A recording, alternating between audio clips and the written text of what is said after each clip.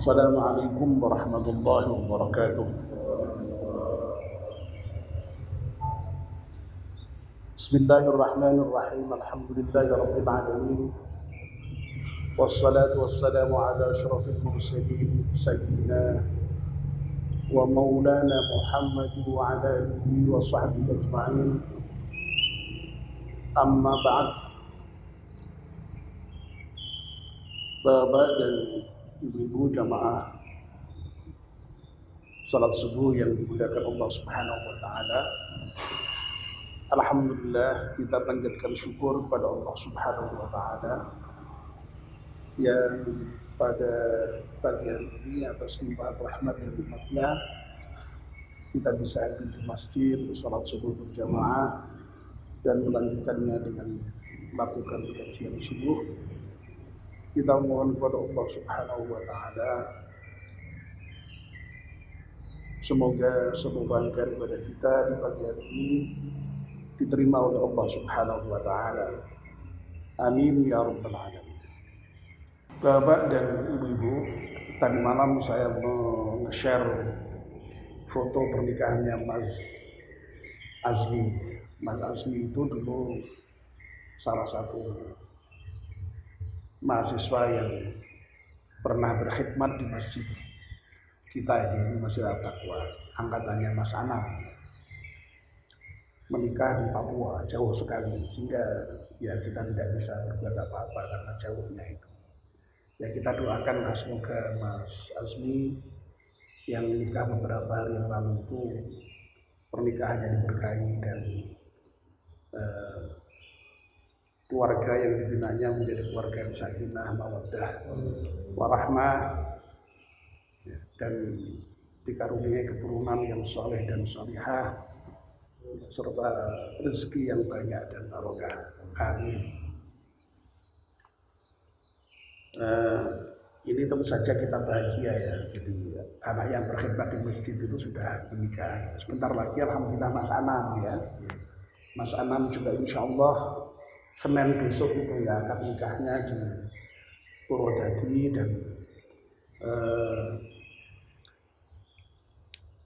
dan ngunduh mantu di Magelang sepekan sesudahnya. Ini karena dekat, insya Allah kita ya nanti mungkin banyak yang akan menghadiri pernikahan Mas Anam. Mas Anam ini kita doakan nanti semoga pernikahannya diberkahi juga dan mudah-mudahan juga keluarga yang dibinanya juga sakinah, mawaddah, warahmah. Amin ya rabbal alamin. Satu lagi ya, saya juga mintakan doa itu Ibad.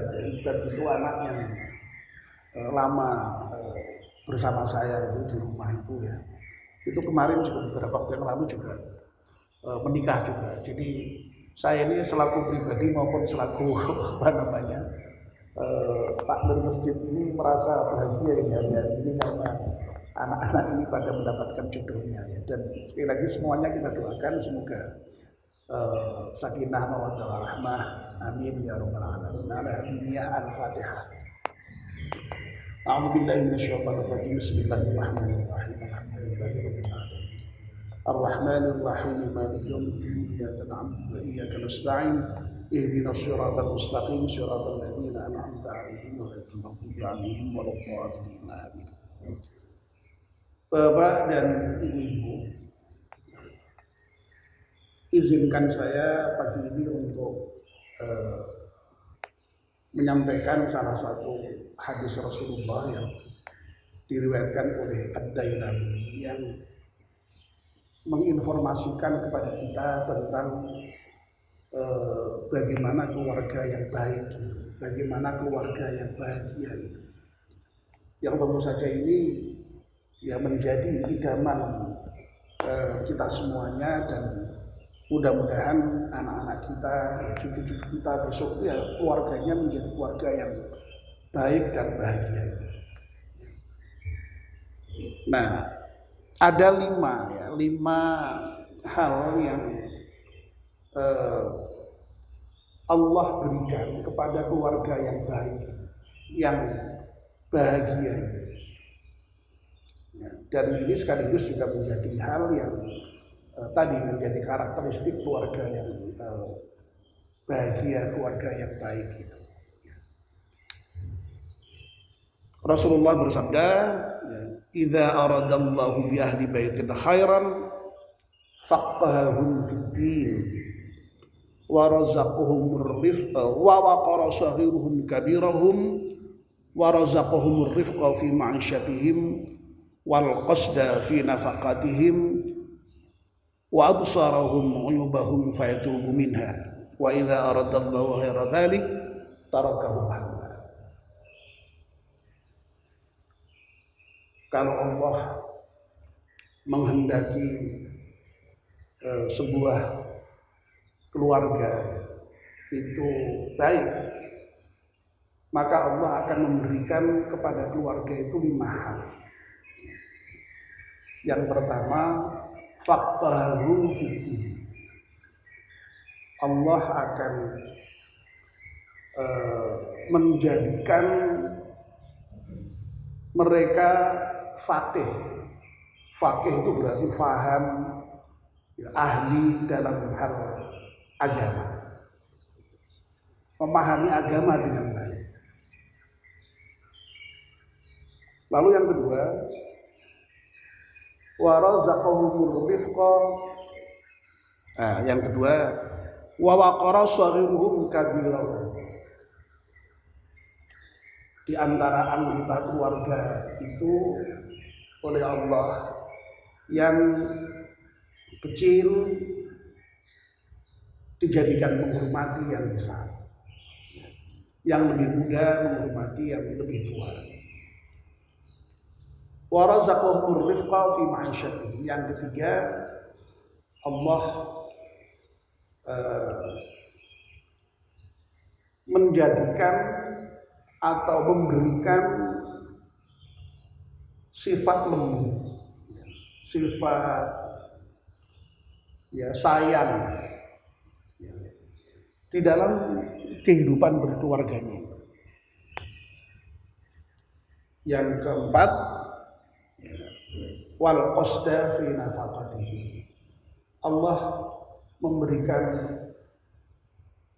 kesederhanaan di dalam menafkahkan hartanya. Al-qasd itu pertengahan, jadi tidak boros tapi juga tidak kikir, itu pertengahan. Lalu yang kelima, wa absaruhum uyubahum wa yatubunna. Allah itu akan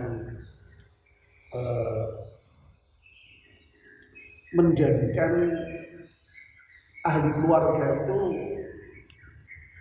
sadar akan cacatnya, sadar akan kekurangannya, sadar akan kesalahannya. Kalau ada cacat, ada salah, ada kurang.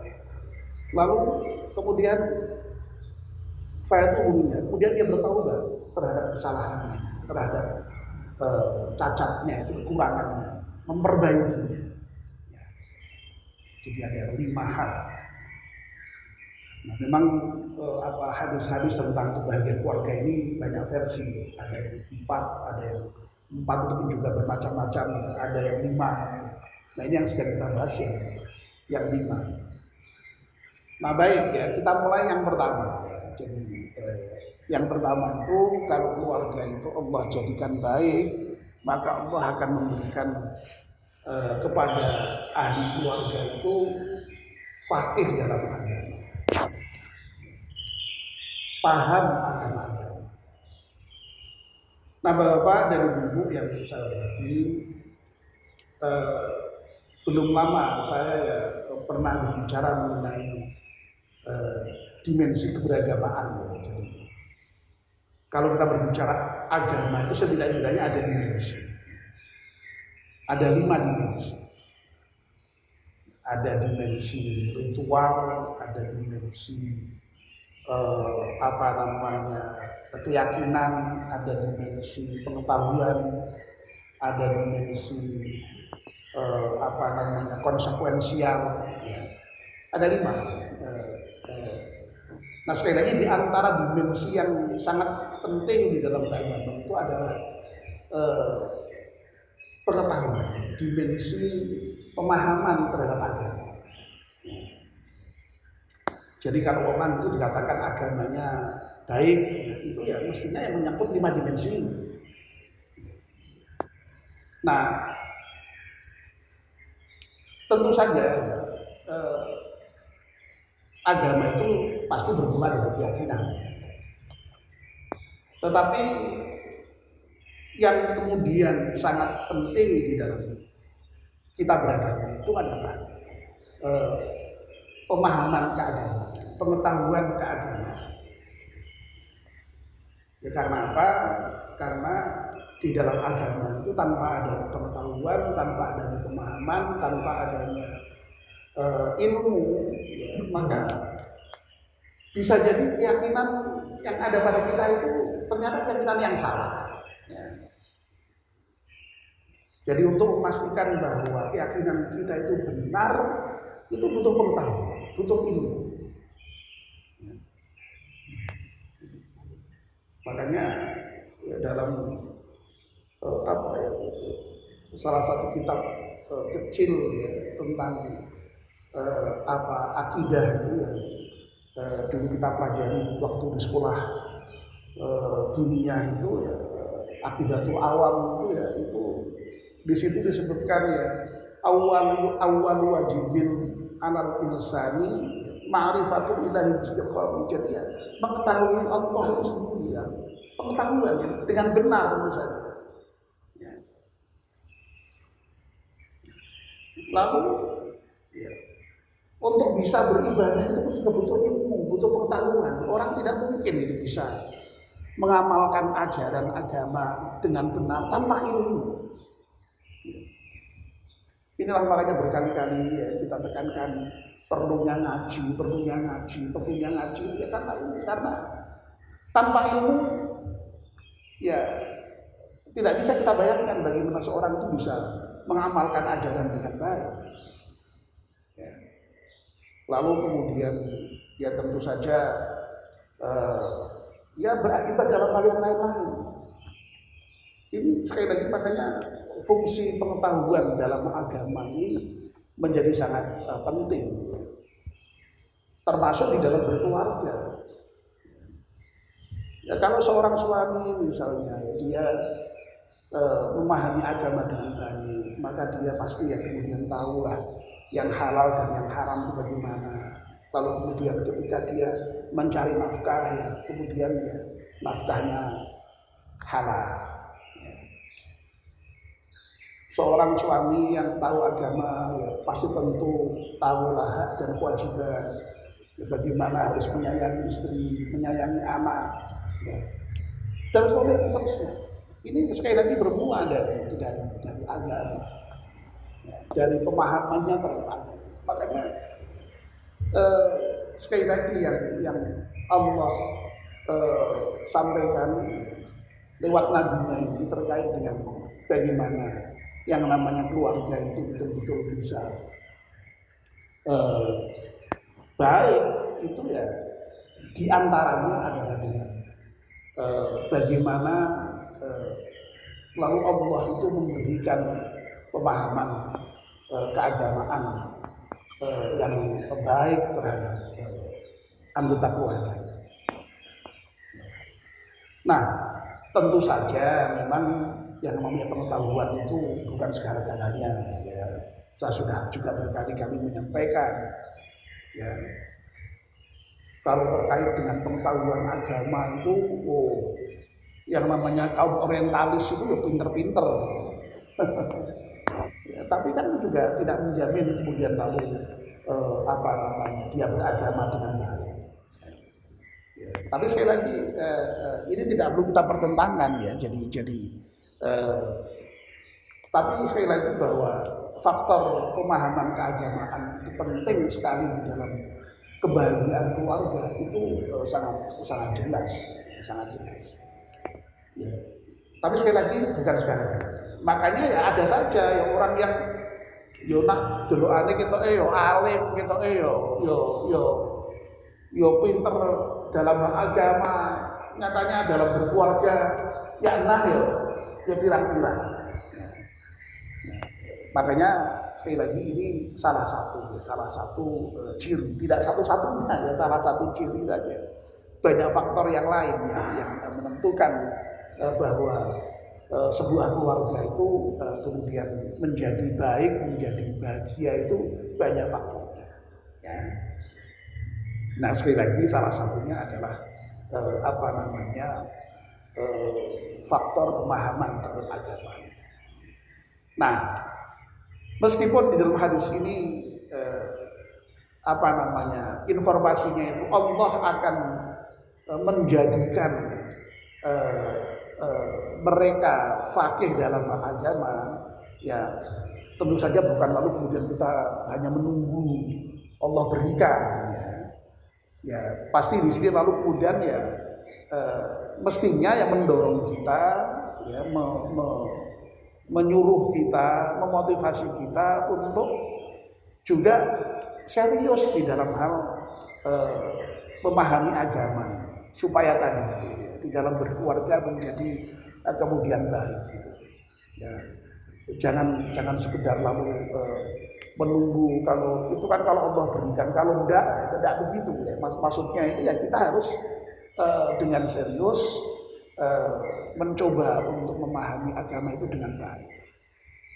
Nah mudah-mudahan ya jadi forum kita kajian setiap pagi seperti ini, ya mudah-mudahan ini dicatat oleh Allah Subhanahu Wa Taala ya sebagai bagian dari kesungguhan kita, sebagai bagian dari upaya kita dalam rangka untuk memahami agama itu dengan baik. Ya, dan mudah-mudahan dengan begitu sekali lagi Allah lalu kemudian memberikan kebaikan terhadap keluarga kita, kebahagiaan terhadap keluarga kita. Ya. Amin ya rabbal alamin. Saya kira untuk pagi ini cukup satu saja ya. Jadi idza aradallahu bi ahli baitin khairan faqahum fid din.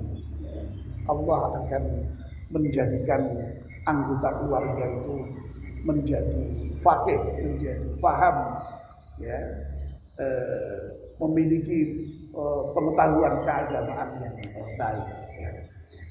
Sekali lagi mudah-mudahan kita termasuk